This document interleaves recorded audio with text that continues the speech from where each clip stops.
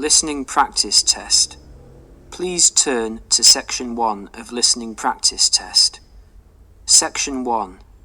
Listen to the conversation between a Japanese student and a housing officer and complete the form. First, you have some time to look at questions 1 to 5.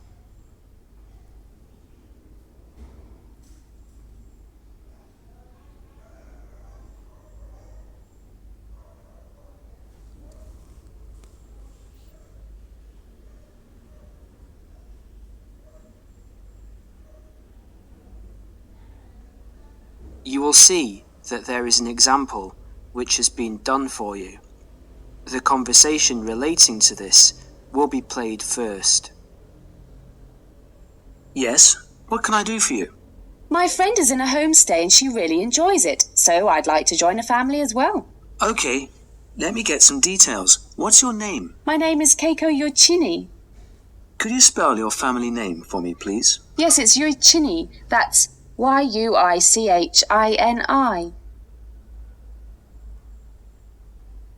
The student's family name is Yuichini, so that has been written on the form. Now we shall begin.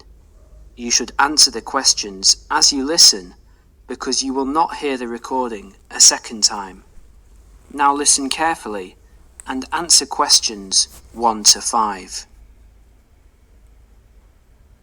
Yes, what can I do for you? My friend is in a homestay and she really enjoys it, so I'd like to join a family as well. Okay, let me get some details. What's your name? My name is Keiko Yoichini. Could you spell your family name for me, please? Yes, it's Yoichini. That's Yuichini. And your first name? It's Keiko. Keiko. That's Keiko Yuichini. Okay. And you're female. And your nationality? I'm Japanese. Right. And could I see your passport, please? Here it is.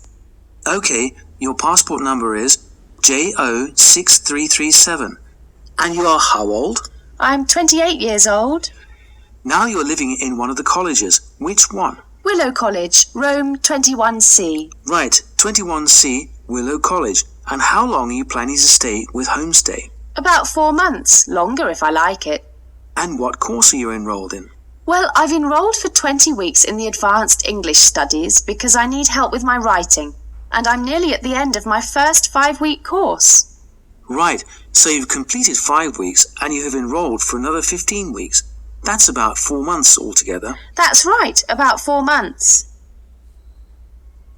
Before they continue their conversation, look at questions 6 to 10.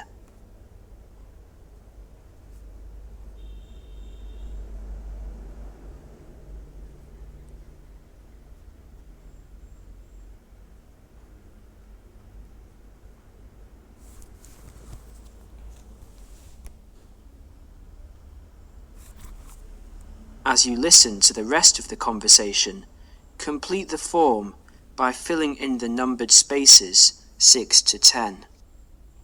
Okay, do you have a preference for a family with children or without children? I like young children, but I like to be with older people. You know, I like someone of my own age. Okay, and do you smoke or drink? No and no. Would you mind being with a family of smokers? Yes, I would. I don't like smoking. I'd rather be with a family of people who do not smoke or drink. Okay, and what about pets? Oh, I love animals. I'm a veterinarian, so that's fine. The more the better. All right, now what about you? Are you a vegetarian or do you have any special food requirements? No, I'm not a vegetarian, but I don't eat a lot of meat. I really like seafood. And what about your hobbies? I like reading and going to the movies. Do you play any sports? Yes, I joined the handball team, but I didn't like that, so I stopped playing. You know, I played tennis on the weekend with my friends. All right, let's see. Name, age, transport. Are you familiar with the public transport system? No, I'm not really, because I've been living on campus. I've been to the city a few times on the bus, but they're always late. What about the trains? I like catching trains. They're much faster. Well, let's go and check on the computer to see what I've got. Listen, would it be okay to leave this with me? Could you come back after class this afternoon? Yes, of course. I'll check my records and I will give you details this afternoon. Thank you for your help. It's a pleasure. I'll see you this afternoon. Bye. Bye. That is the end of section 1. You now have half a minute to check your answers.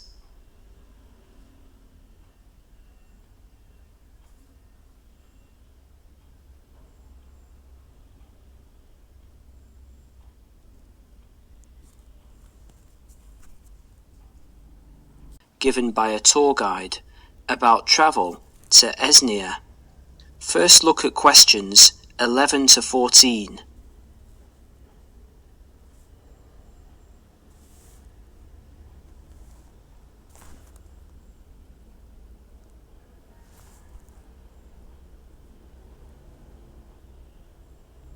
As you listen to the first part of the talk, answer questions 11 to 14.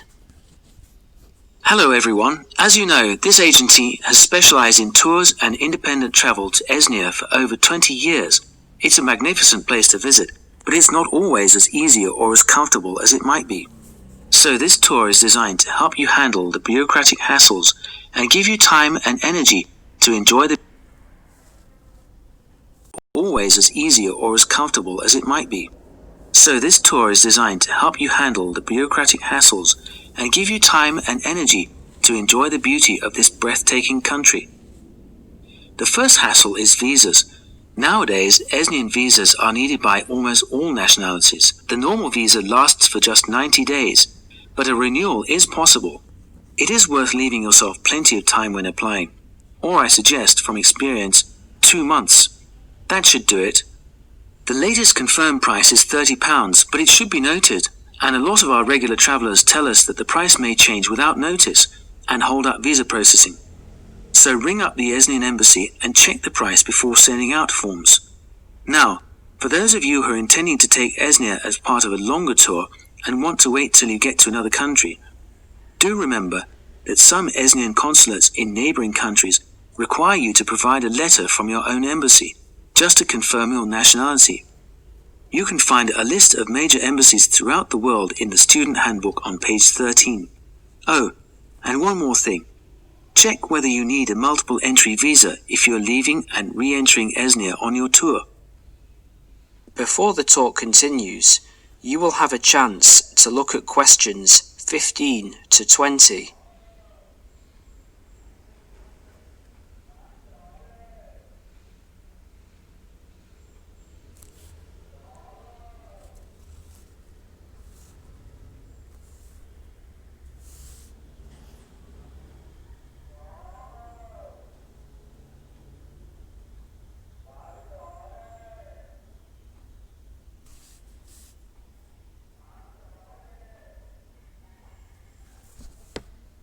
As you listen, complete the summary and answer questions 15 to 20.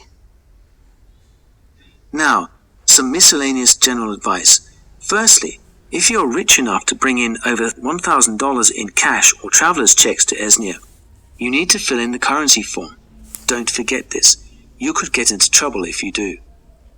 You must declare all of your items and more expensive items, such as video cameras, on a tourist export form, which you can arrange to carry in advance. Regarding health regulations, although Esnia is becoming a generally healthier country with every passing year, neighbouring countries remain cautious with regards to health standards there, and therefore it is worthwhile carrying a health certificate. The one you need is the BM276. Now all of you here are students, and there will be plenty of concessions for young people travelling in Esnia. The Esnian Transport Authority, for example, issues a special youth fare card which you can get in any railway station. Just show your international student card. Information about getting this is in the handbook, and give 2 passport photos. And by the way, because there is so much bureaucracy in Esnia, we advise you to take at least 12 passport photos with you. They're not always easy to get done there. Finally, a bit more about currency.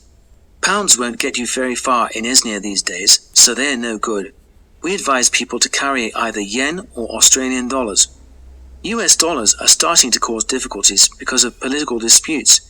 Another surprise is that credit cards are virtually useless because of fraud scandals. Do carry traveller's checks, but we advise medium denominations. Large denominations increase the likelihood of theft, and small ones increase commission charges. Now, as I mentioned earlier, this student handbook has a wealth of information. That is the end of section 2. You will now have half a minute to check your answers.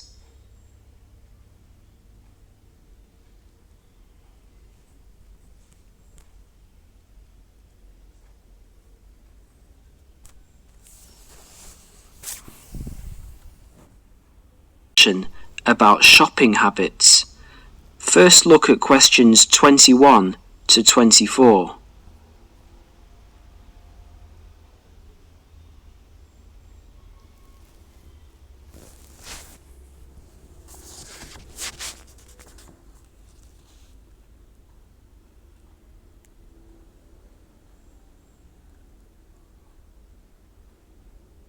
As you listen to the first part of the discussion, answer questions 21 to 24.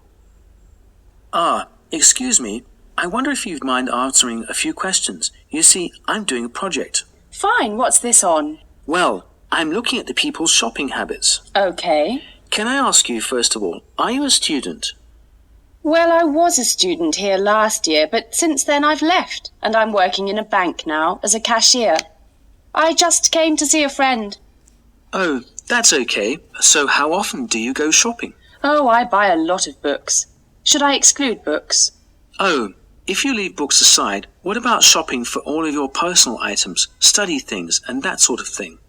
Okay, because I go to the supermarket almost every day, it seems the other things, I'd say, I tend to do it every other week.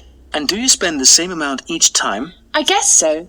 I only have about £100 a month spare, so I'd probably spend about £50 each time. What sort of shops do you like best? The department store or the small retail outlets? Oh, I like big department stores, so everything's in one place. The weather's so bad, so it's a bit miserable trudging from one little shop to another. Great. What do you find most difficult to buy? What do you mean? Well, what do you have to really search for? What takes you a long time to find? Oh, jeans, definitely. You can get hold of a sweater or a CD in a moment, but with jeans I can spend all afternoon and still not find a pair that fits. Okay, one last question. Who do you usually shop with? Now, I usually go shopping on my own, but if I want to make it more of a social occasion with friends to have a coffee and things, I often go with colleagues from work, you know, in our lunch hour. Well, thank you very much. You've been very helpful. No problem. Before the next part begins, you will have a chance to look at questions 25 to 30.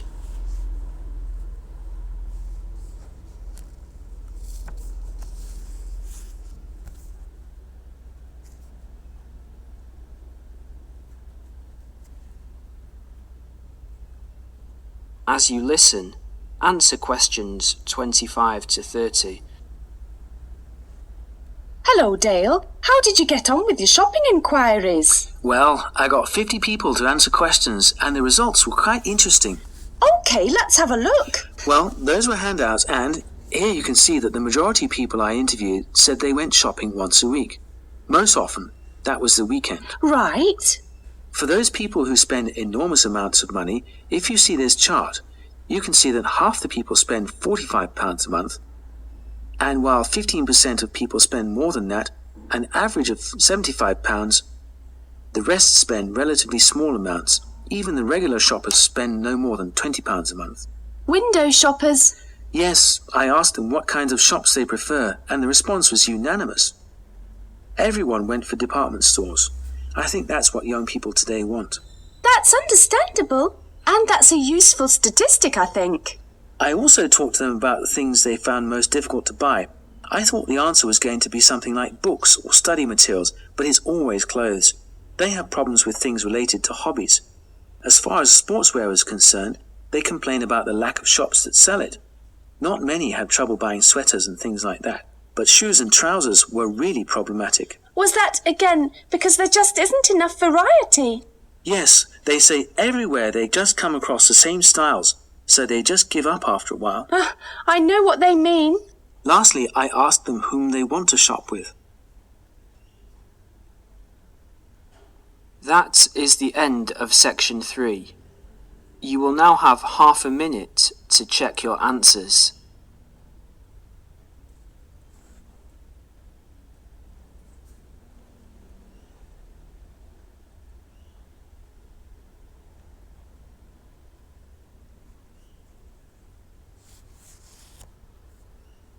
(31 to 40). First look at questions 31 to 40.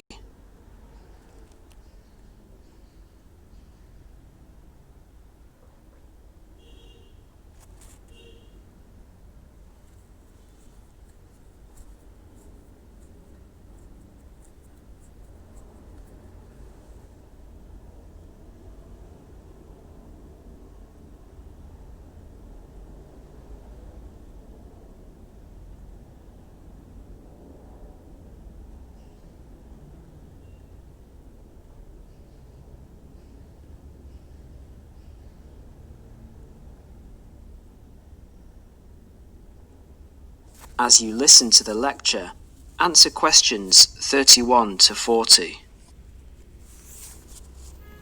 Can anybody hear me? Is this microphone working? Good. Now, welcome everybody to the second of these lectures on successful study at college. Yesterday we looked at housekeeping issues, where to find information, how to use the library computer system, and so on. Today we're going to cover an issue that will be vitally important to you all throughout your time here at college, and that is time management. Hundreds of books have been written about time management, and those of you who are interested in doing some extra reading on the subject are very welcome to see me after the lecture, as I have a book list here and some other useful materials. Now, time management. In the past, this used to mean making a list to plan for every hour of the week and then try to stick to this plan. These days, however, the whole idea of managing time has changed. In fact, if you think about it, you'll find that it's impossible to manage time. It just goes. So what you really need to manage is yourself. To manage yourself effectively, you need to have a clear idea both of what you want to achieve and how to achieve it. In other words, you need to set goals, and you need to move towards achieving these goals in an efficient and systematic way. Most coursework at the college is set by mid-semester, and at the end of the semester usually involves 2 written assignments of between 1,500 and 3,000 words in length. If you look around you at college, you will see that during the first weeks of the term, everyone looks cheerful and focused, followed by a change around week 6, assignment time, when people start to look a bit stressed. The library reports that an increasing number of students become angry when books are not available. So what's happened? Has everybody become suddenly irritable and angry for no reason? Not quite. The reason is that people have not managed their resources well. They have not set priorities for reaching their goals and, as a result, some of them realize they are going to do badly with their assignments. This will not be because they lack intelligence or love of the subject. They will fail because they did not have a clear idea of what they have to do and how long it should take them. Let's step back a minute. What do we mean by establishing goals? Well, basically, it means deciding what you want to achieve. In other words, deciding on the results that you want to achieve. The students that I've mentioned found themselves very stressed, mainly because they have an assignment to do. But they did not fully think through the effect that this would have on their day-to-day life. There's an awful lot of spare time in a day. For example, if you manage to spend some of that time, even just 1 hour, on an activity that helps you with your study, that 1 hour could have a major impact in your course, particularly if you make it a regular habit. I'd like to ask you now to have a look at the planners in your information kits. You will see that there are 3, 1 term planner, 1 weekly planner, and 1 daily planner. The term planner is to help you get an overview of everything that you will need to do for the term. The weekly planner is to help you week by week, and the daily planner will help you with the really detailed planning. Before we go any further, I would like you to make a note in your daily planner right now. I want you to picture how you could make a major difference in your life by spending just 1 hour a day on some activities for the next term. Background reading, for example, or preparing a bibliography. Now imagine the benefit at the end of the term. The term diary and the weekly diary are the most important ones. However, a week is really the shortest time you have to establish an overview of your time for planning purposes. Now you need to set priorities for the term. Work out how you could achieve those priorities and the results that you desire. If you can get into the habit of planning like this, you'll soon find that you've actually had more time than before to spend on relaxation and other activities that you enjoy. Now let's share some of the ideas that you've come up with. I'll divide you up into groups to share your ideas. Okay. That is the end of section 4. You will now have half a minute to check your answers.